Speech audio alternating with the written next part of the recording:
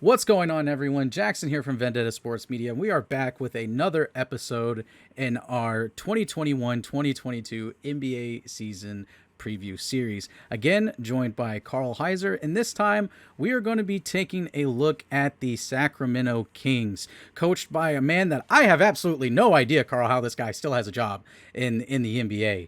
Luke Walton and his and the Sacramento Kings. So, Carl, why don't you give us a bit of a summary of how the Kings did last season?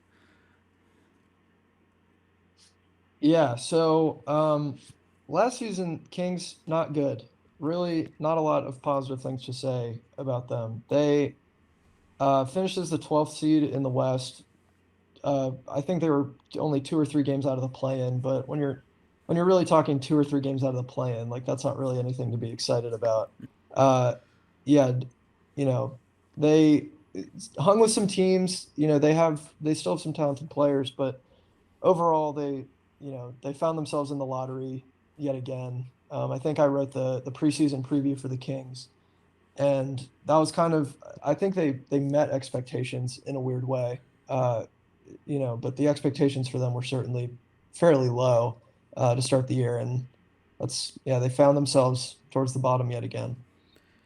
I just, I do and I don't understand the Kings from year to year because I feel like they are always on supposed to be on this upward trajectory, and they were under Dave Yeager. But Dave Yeager, I had experience with him in Memphis, and he has a fairly abrasive personality, and the players don't necessarily like him. But he is a coach that knows how to maximize his players, and that's exactly what he did with a young Buddy Hield and De'Aaron Fox, and playing at the fastest pace in the league. You got De'Aaron Fox is arguably, well, he claims to be the fastest player in the league, but he's definitely one of the fastest players in the league. So you want to up that tempo. So again, I don't understand how Luke Walton has a job because he's slowed the pace of that team down over the past couple of years, Hmm. and it has really affected the way this team plays.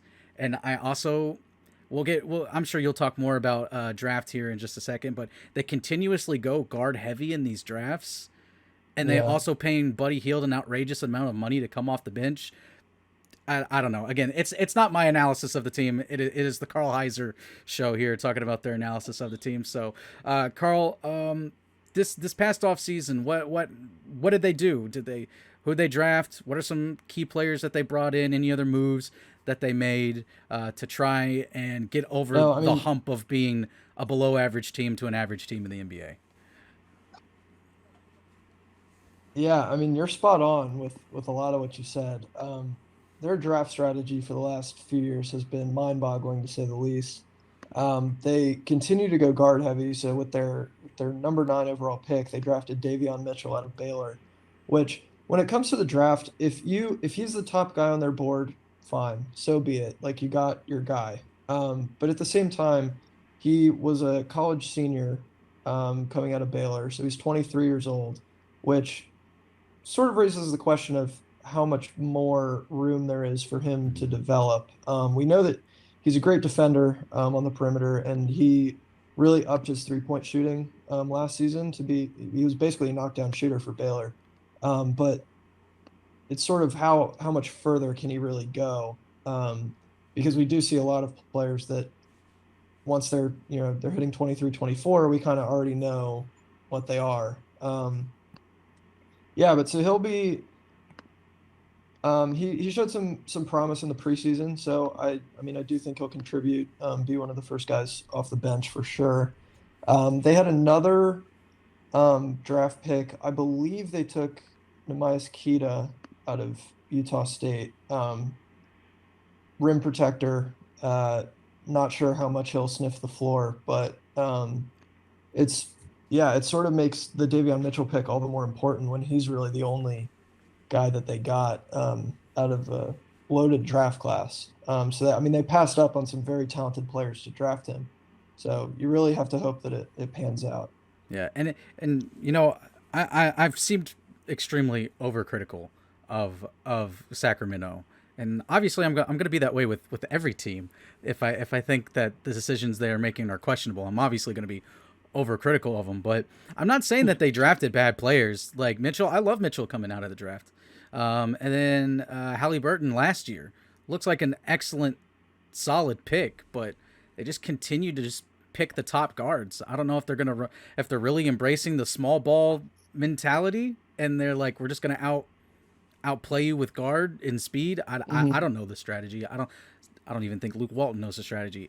Obviously, I'm not a big fan. This is like the fifth time already in 5 minutes that I have dissed Luke Walton in some shape, form, or fashion. So I'm obviously not the biggest Luke Walton fan. If he ever became in the future the Grizzlies head coach, I would rescind my fandom probably. I'd have major Yeah. questions about the front office and their mental state and their decision making skills.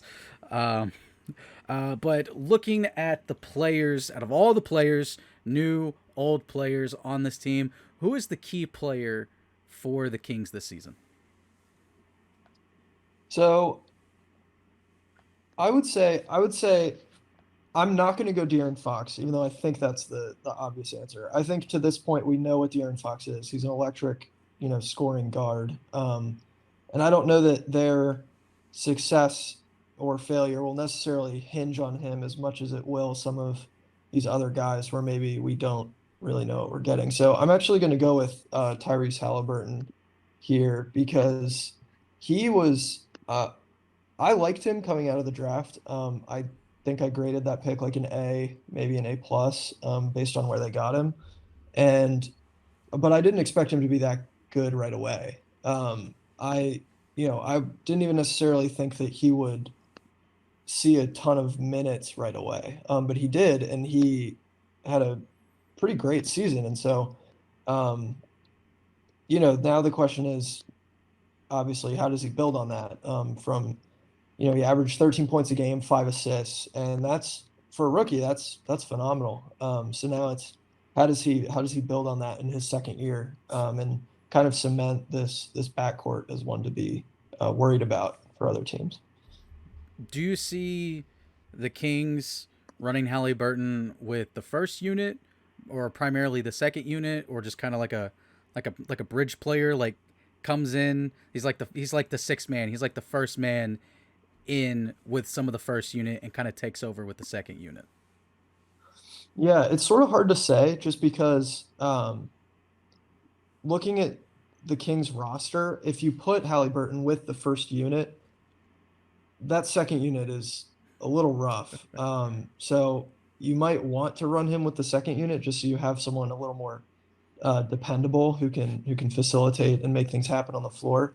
But at the same time, having him running with Fox might, get the most out of your team, especially if you're looking at, which not to spoil my prediction, but I'm not really expecting too much out of this team. So, I I don't think a lot of people are. So I don't know if that's too much of a spoiler because yeah, it's surprise, but um, yeah, it's just when you get down to it, this is just not a deep team. So it really comes down to whether or not you think it would be more beneficial for him to try to elevate some of these bench players and maybe you know try to get the most out of their play versus maybe making your starting five the best it could possibly be, which is probably the direction I would lean. But again, Luke Walton, we have no idea what he's going to do, and he's got to be on the hot seat after this year if things don't I I at personally thought least he would look have a been little more last year positive. too, but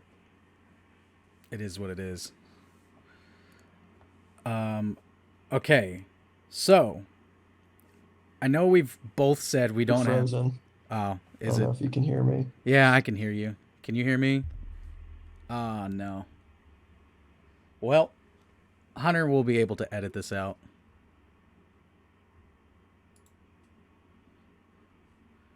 Ah, there it is. Oh, there we are. Yep.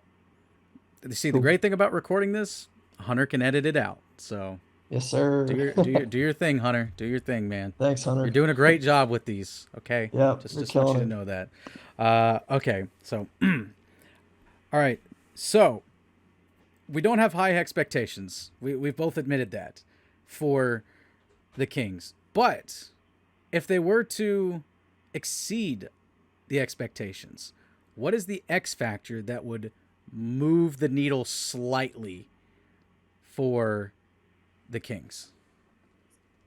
The X factor is easily Marvin Bagley. Like I can't see any way around it.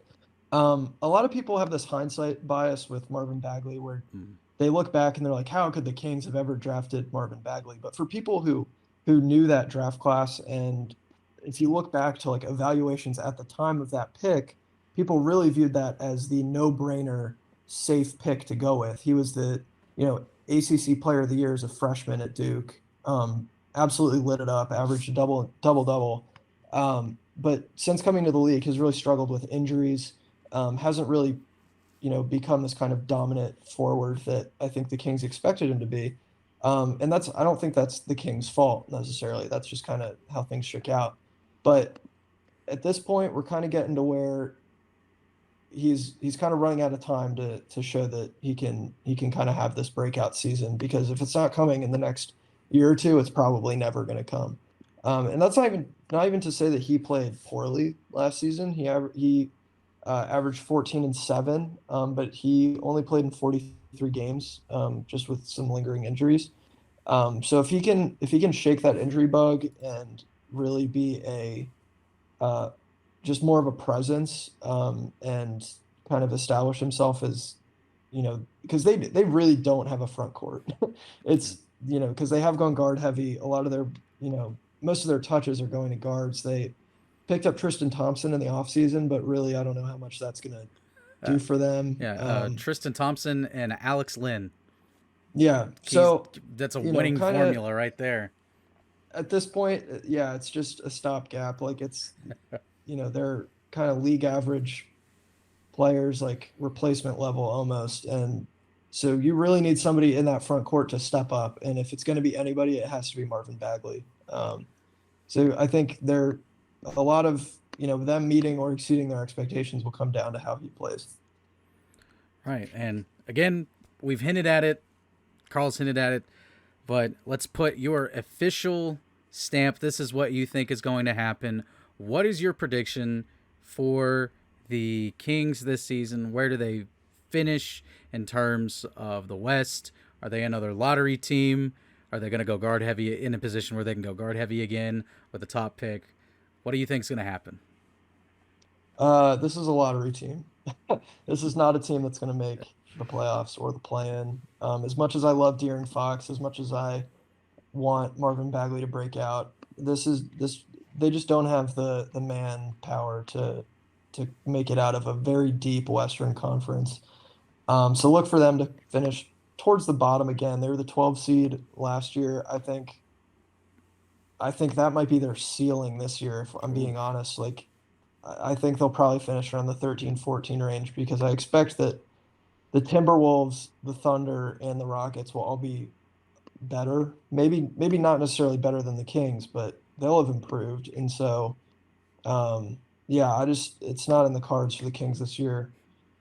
Probably will be a coaching change after this season. I don't know. I don't know, man. I don't know. I don't know what Luke Walton has done to this front office, but they love him and they don't want to change anything in the slightest. I don't get it, but I'm not the GM. I'm not in a front office position with the Kings. I'm here doing this. But anyway, that's gonna do it for this episode of our NBA season previews. If you enjoyed the video, make sure to leave a like and subscribe to the channel. And if you do subscribe, make sure to hit the notification bell so you can be notified whenever the next episode in this series or any other video that drops on the channel drops. You'll be notified as soon as it happens. I'm Jackson Law. He's Carl Heiser. We're both part of the Vendetta Sports Media team, and we'll see you guys next time.